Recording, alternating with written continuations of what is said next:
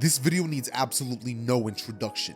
Immediately jumping back off where we left off, Orochimaru would have Naruto, Sasuke, and Sakura frozen in fear. The only thing that they can feel at this moment is death, and it's like every single part of their bodies is screaming at them to run away, to get out of that situation, like they're gonna die. I don't know if you guys have ever been in a situation like that where you genuinely feel like you're gonna die and you just feel the aura of death in the air. That's exactly what they're feeling. Orochimaru's bloodlust is off the chart scary, and since they've never encountered nothing like this is terrifying. Not to mention, the way that Orochimaru looks is making them even more scared.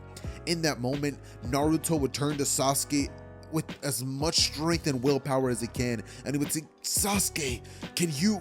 And he would see that Sasuke is frozen, as Sasuke would grab a kunai and stab himself in the leg, forcing himself to move.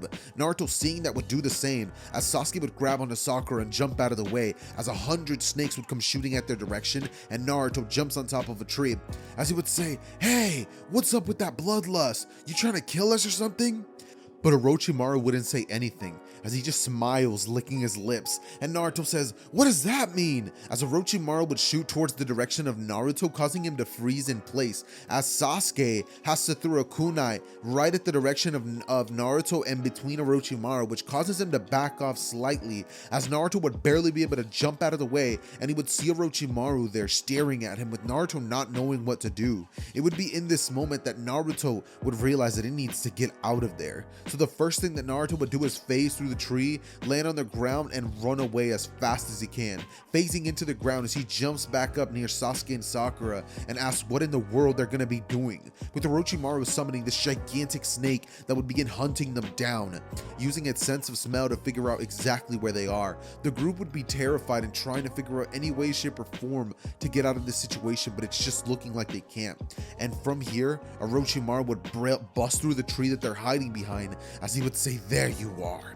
Suddenly, the snake would shoot towards the direction of Naruto, swallowing him whole, as Naruto would phase right through said snake, and he would immediately escape, covered in a bit of slime, with Sasuke jumping from tree to tree, and Sakura going along with him, saying, "Sasuke, I'm scared." But Sasuke is just as scared as Sakura, and in this moment, Sasuke would be about to actually get bitten by Orochimaru, who would have his neck outstretched. In that moment, Sasuke just couldn't do anything. He was frozen with fear and he just couldn't get over it, and Naruto was too far to do a thing about it. So Orochimaru would end up biting down on Sasuke's neck, giving him the curse mark, with Sasuke falling from an extremely high height, hitting the ground with a loud thud, with Naruto watching all this in shock, realizing that he just failed his team.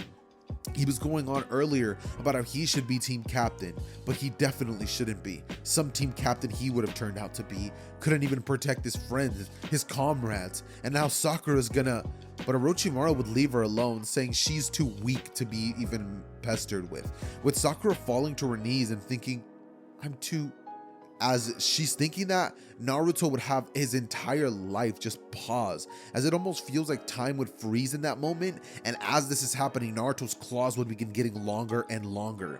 His whiskers would begin getting more animalistic. His eyes would change from the normal blue shade to a red one, as Naruto, turning towards Orochimaru, would say, "I'll kill you."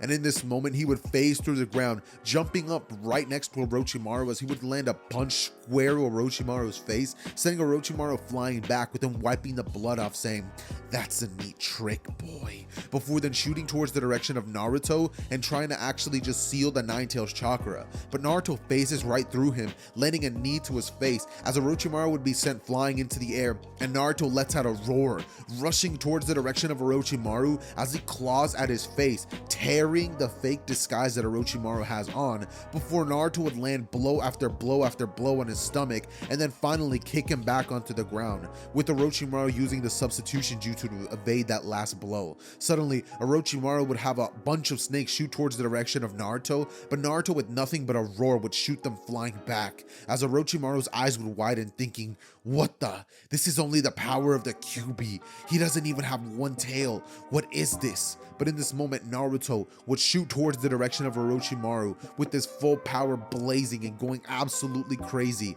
Naruto would scratch, claw, and land blow after blow after blow on Orochimaru, who would be too stunned to even react. Orochimaru eventually would be forced to retreat, but Naruto's not going to make that easy by any means, shape, or form. He would blitz before Orochimaru, as Orochimaru would try landing an attack on Naruto, but Naruto would phase through it, as from here, Naruto would go on to hit Orochimaru in the back, slam him with a kick, take out 2 kunais before then like straight up just stabbing them into Orochimaru's back, and Orochimaru would let out like a screeching pain as he's like, what the heck is this kid? With Naruto literally not being able to even be touched and him landing so many blows consecutively that Orochimaru was finally beginning to get worn down. Orochimaru would realize that if he doesn't escape this situation immediately, this could end fatal for him. So Orochimaru begrudgingly would have to leave before saying, "Goodbye, Sasuke."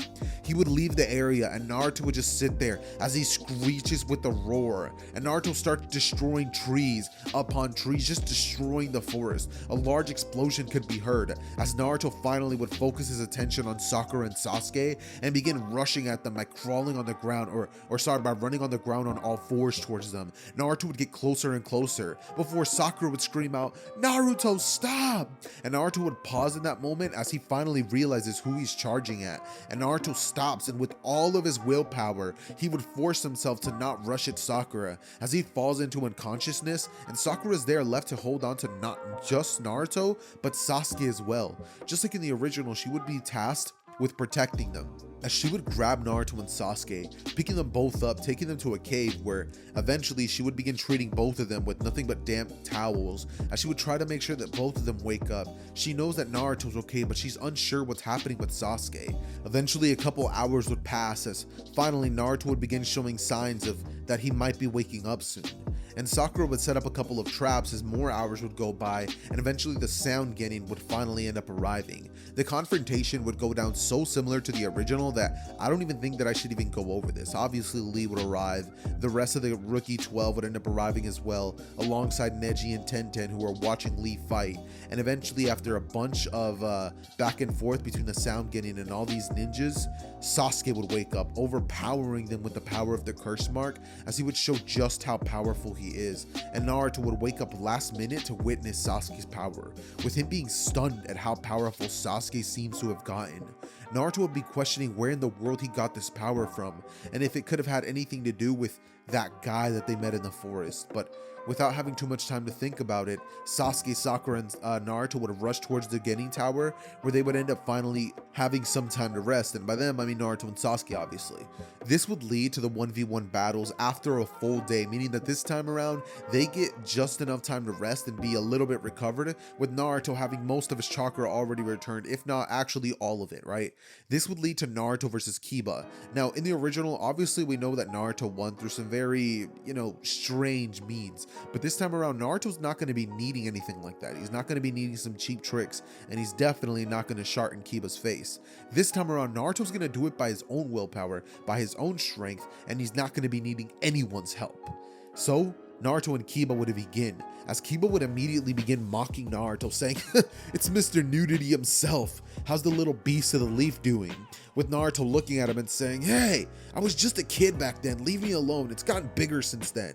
With Kiba laughing, and a couple of the people from the classroom that actually saw that are present would let out a chuckle, with even Iruka in the stands chuckling at that thought, as from here, Naruto, looking towards the direction of Kiba, would say, "You're gonna pay for that, Kiba." With Kiba saying, "Yeah, and who's gonna make me, because I know you aren't, Mr. Weakest in the classroom." Naruto would grit his teeth before then thinking to himself that he probably shouldn't say anything.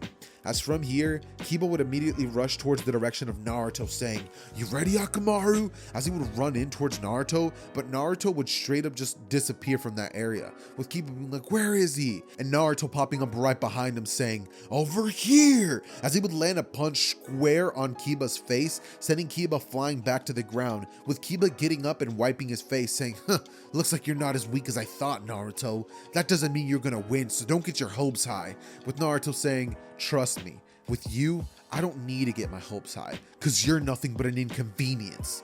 Kiba would open his eyes as he would say, "Akamaru, let's do it." And so, Akamaru would use his beast transformation ability as he would transform into Kiba, and they would use the Fang over Fang on Naruto, rushing at him as they would spiral out of control. But Kiba would realize one thing: he can't land a single blow on Naruto. That dang phasing ability is making it too hard for him to even touch him. With Naruto saying, "What's the matter, Kiba? I thought I was the weakest in the class. How come you can't hit even the weakest one in the class? What does that make you, huh?" As he would laugh, and Kiba would say, "Shut up, Naruto." But since Naruto saw that Kiba stopped just for a moment to try to get him to be quiet, Naruto instantly would phase through the ground as he would shoot back up right in front of Kiba before then landing a devastating uppercut, which would completely knock Kiba out and send him straight to a stretcher where he would be tended for by the ambulance. From here, Naruto would have a huge smile on his face as he would say, "Believe it! I'm Naruto Uzumaki, and I'm gonna be the next Hokage." As from here, everybody who just saw this take place would have mixed reactions. Some people would have a smile on their face, others would have a grimace expression, and other people would say that they still hate him either way and that they're going to be the one to crush him. With Neji thinking that his abilities are very interesting, that it's going to make for a very difficult fight if he has to go up against him. But he'll figure out some way to counter him. As from here, Naruto would make his way towards the stands where he would run into Hinata, who would actually end up offering Naruto some ointment, telling him that, she hopes that he'll accept her gift, with Naruto saying, "Thanks, Hinata," taking the ointment before then going towards where his team is at, and eventually the rest of the battles would take place. Sasuke would end up wiping the floor with his opponent this time around way easier than he did in canon, and when Hinata would be in the middle of the battle between Neji, Naruto watching all this just couldn't bear to watch this take place any longer. So Naruto would actually have ended up phasing in front of Hinata and actually tanking the blow that was about to be landed. And this would stun everybody, Jonin included, who weren't even able to react fast enough. Naruto just wasn't going to be able to bear watching this happen any longer, and he would look at Neji as a little bit of blood would come out of his mouth as he would say, "I can't believe you were willing to kill your own cousin.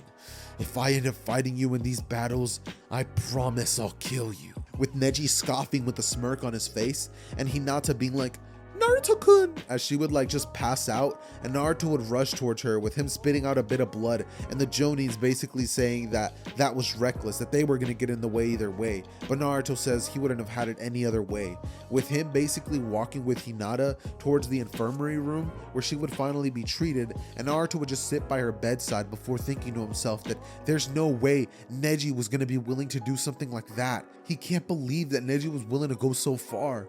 And Naruto vows to take out Neji in his next battle in the Chunin exams 1 month from now. But Hinata still being unconscious, Naruto decides that he better go train to make sure that there's nothing that Neji's going to be able to do to one-up him. And so, Naruto would begin his training journey, rushing towards Kakashi as he would ask him if he has anything that he can help him train with. Kakashi would end up telling Naruto that for this month, he's going to have to train on his own because he's going to be working with Sasuke, helping him control that ability and teaching him something else. With Naruto being like, "Come on, Kakashi, you're the one that's been training me basically my whole life. You can't just up and leave me for Sasuke." With Kakashi saying, "I'm not gonna up and leave you. I told the Ibisu sensei to help train you while I was gone." With Naruto saying, "That guy? You're putting me with that guy?" As Naruto would eventually, just like he does in the original, end up using his sly jutsus to get away from him and basically make it so that he doesn't have to train with him.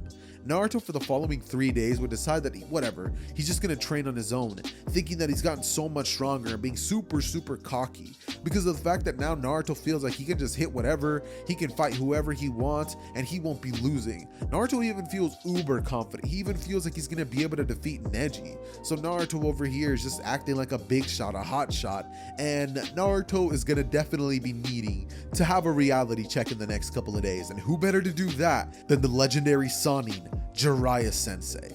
Naruto, just like he would in the original, would end up bumping into Jiraiya near the water springs, and when Naruto bumps into him, he would basically end up calling him a pervert and saying that he's a weirdo, just like you guys would all be expecting. And Jiraiya, being the person that he is, would try to defend himself, being like, "What?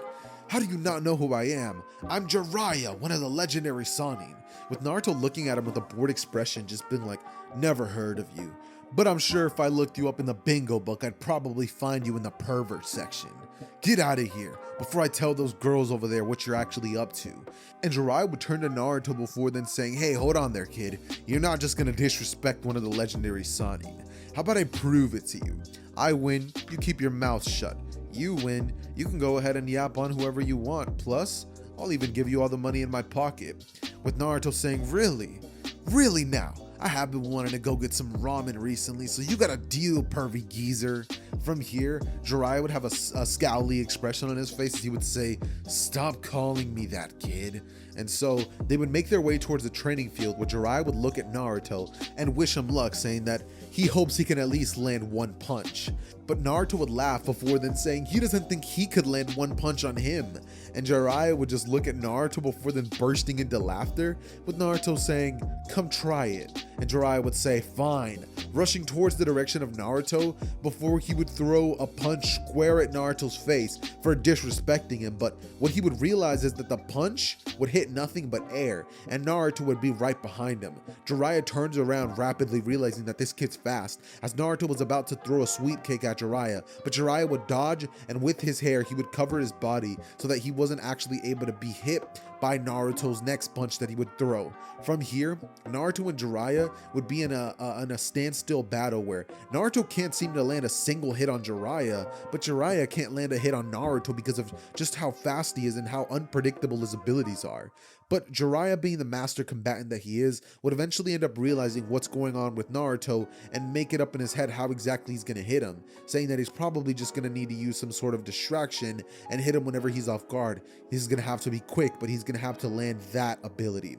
As from here, Naruto would be like trying his best to land a hit on Jiraiya, with Jiraiya dodging, and eventually Jiraiya catching one of Naruto's arms and holding it still, Naruto phasing through, Jiraiya pretending to go for a knee to the stomach, as Naruto would phase right through, and just like he usually does, since Naruto is a sort of straightforward fighter, would appear right behind Jiraiya and go in for a punch. But it would be in this moment that Jiraiya would spin so incredibly fast that Naruto didn't even have time to react, and in the palm of his hand would be a small Rasengan, which he would slam into Naruto's stomach, sending him flying out and unconscious. From here, Jiraiya, looking at Naruto, would say he still has a lot to learn, and Naruto realizes that he's not exactly as strong as he thought he was. Looks like people can still land blows on him. Jiraiya would tell Naruto that the problem with him is that even though he has that incredible ability, seems to him that he doesn't exactly know how to use it. Plus, he's too straightforward of a fighter. If only he incorporated that ability for some funky cool ways of battle, it would probably be useful, but the way that he uses it, it's nothing but a waste. Naruto looks at Jiraiya and says, hey, don't you dare talk to me like that, old man. What do you know about it? You don't know anything. You're just a dirty old geezer, Naruto would say, with Jiraiya looking at Naruto and bursting into laughter, with Jiraiya saying that he is a legendary Sannin after all, so he shouldn't be too discouraged. And so Naruto would say, fine, you're a legendary Sannin or whatever. Hey, how about this? You're strong and you just came up with a cool way to make me stronger. How's about you train me? Jiraiya would look at him and say, nah, I don't got time for this, kid, with Naruto saying, come on, I could become an incredible ninja if I just had somebody to train me. Kakashi was supposed to, but he went off with Sasuke. He thinks that he's gonna get stronger than me. Well, I'll make sure that he doesn't. Believe it, Naruto would say, with Jiraiya realizing that Naruto has a fire. Plus, that crazy ability does need some honing in on it. So Jiraiya, looking at Naruto, would say, fine, kid, I'll train you, with Naruto saying, let's go, and Jiraiya saying, but first, I'm hungry, so get me some food. As from here, Naruto would have to take Jiraiya and himself out for some ramen, before then making their way towards the training grounds, where Jiraiya would begin to teach Naruto a couple of things about his ability, wondering how it works, what happens with it, and Naruto would explain that the way that it actually works is that Naruto phases through everything, meaning his clothes. So whenever Naruto uses that ability, normal clothes actually end up falling off of him. So he had to get this special stuff made for him. He still doesn't understand how it works, but it's imbued with some sort of chakra that almost makes it seem like that stuff is basically a skin. Jiraiya would be like, okay, interesting, talking about like just some crazy way of explaining it so that it works, but honestly, I have no idea how Mirio's clothes actually stays on him, so hey, that's neither here nor there. So yeah, Anyways, Jiraiya from here would go on to tell Naruto that he should probably work on some sort of cool move where he pretends to go for one thing but actually goes for another, similar to what he did when he was actually landing the blows on Naruto. Plus, he should be more unpredictable. He should use the ability of jumping from the ground way better than that, and he should also do this, and that. And Naruto would be like, okay, that's a lot, with Jiraiya saying, then we better get to work. As from here, they would train for the entire month, with Naruto getting a massive power boost. He would now finally begin to learn how to use it way better and be way more unpredictable with his abilities, as eventually, Naruto would finally have ended up learning how to actually phase things through specific parts of his body, through heavy, extraneous training with Jiraiya. He was actually doing the most just to learn this, and Naruto was not going to leave this month of training until he had mastered how to actually phase through things individually. So they would start by getting Naruto to phase through walls by phasing individual parts of his body, and once Naruto was able to get the hang of it, he got the hang of it. He's not the best at it yet, but he's able to do it so well that, you know, people who aren't like the fastest aren't gonna, people who are like, if you're not incredibly fast, you won't be able to land a blow on Naruto. But if you're like on that, like, on those like Raikage levels of speed, you're gonna straight destroy Naruto. But yeah, that's what Naruto would learn. And also, Naruto would have pestered Jiraiya about trying to learn that Rasengan thing that he used on him, but Jiraiya would say that for now, he should probably focus on one thing, with Naruto also learning the summoning jutsu during this time, and also a bit of taijutsu combat skills from Jiraiya. Because of this, Naruto would feel more than ready for his battle between Naruto and between his battle against Neji. And so, we're gonna just straight up time skip straight to that moment. Hajime, the proctor would say, as Neji would turn to Naruto and say, let's see if you're able to do any good on that promise you made, with Naruto saying, oh, I promise I will, before then rushing towards the direction of Neji, and Neji would throw a palm strike at Naruto saying, you fool, although he's probably gonna go in for a surprise attack from underneath, so I'll have to keep my guard up. And Neji would go in for a palm strike, bracing himself for impact, getting ready to straight up dodge any attack that comes from the bottom, but it just wouldn't happen. Naruto would stay right in front of him, and Neji's Byakugan can track him, but it's almost as if his hand literally disappeared. His Byakugan would see that. Eventually it reappeared, and then the different parts of his body would disappear as well. So Neji would punch straight or use a gentle fist attack straight through Naruto, as Naruto would go in for a headbutt on Neji before then spinning mid, going in for a headbutt, or sorry, not in for a headbutt, but Naruto would go in for like a fake headbutt, as Neji would like close his eyes bracing for impact, and then Naruto would land a blow on Neji's stomach, sending Neji flying back, with Neji going into the ground and shooting back up before then landing an uppercut, sending Neji flying up into the air, as Naruto would chase up after him, and using a jutsu that Jiraiya would have taught him during that time that they were training, Naruto would say, Wind style, Gale Palm, landing another blow on Neji's chest, sending him crashing into the ground where he would create a crater, and Naruto would just be left standing there, with everybody absolutely stunned to have found out that Naruto got this powerful in just a short amount of time. As from here, Naruto would look at Hinata in the stands, giving her a thumbs up and a smile, as he would go back to his seat, and eventually, the events of the Chunin exams would play out like they do in canon. Again, I'm not here to tell you guys the story of Naruto, but tell you guys the changes. Oh, and speaking of changes, a couple of changes to the channel are going to be that I'm going to be trying to be more consistent on the channel. No particular reason. Work is just slow right now, so I have more free time. Thus, that means I have more time to make these awesome videos. Oh, and speaking of awesome videos, I'm going to be dropping a brand new Fire What If coming soon. It is a What If movie, so be prepared for that. And also, I do have the second part recorded for What If Deku was the Hulk. I'm just not sure if I should drop it because you guys didn't leave a like on the video, so hey. But What If Deku and the Omnitrix is coming soon with theater near you, most likely on Saturday, but if not, on Sunday, so be on the lookout for that. But with all that out of the way, ladies and gentlemen, let's get into the battle between Naruto and Gaara. Jumping back into the story, once the changes start going down, we would jump right into the point of view of Naruto as he would be running through the forest, making his way past Temari and Kankuro, eventually catching up to Sasuke and Gaara, who were in the middle of a full-fledged fight, Gaara having transformed into his Shukaku state, and Naruto chasing after Sasuke just to make sure that he's okay. In this moment, Naruto would jump in between Sasuke and Gaara, grabbing onto Sasuke before Sasuke could actually get hit by Gaara's attack that probably might have killed him, as Sasuke would look at Naruto and say, "Dang it, Naruto, what are you doing? I had him," with Naruto saying, "No you didn't, you fool," and basically calling him a baka, before then rushing towards the direction of Gaara and going on to land a couple of blows on him, which Gaara just was unable to do a thing about because Gaara was just too slow to actually hit Naruto when he was using his phasing abilities. So Naruto would begin beating down on Gaara, eventually frustrating him to the point where Gaara would transform into Shukaku. Gaara and Naruto would stare at each other, as Naruto would say, "Well, looks like I have no other choice," before then biting his thumb and saying, "Summoning Jutsu!"